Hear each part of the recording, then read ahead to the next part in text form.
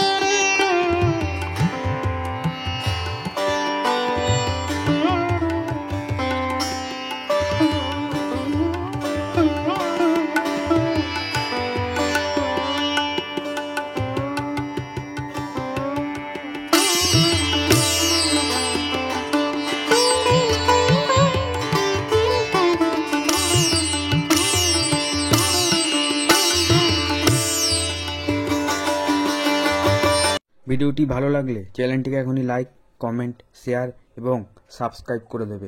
ভালো থাকবে, সুস্থ থাকবে। দেখা হবে পরের ভিডিওতে।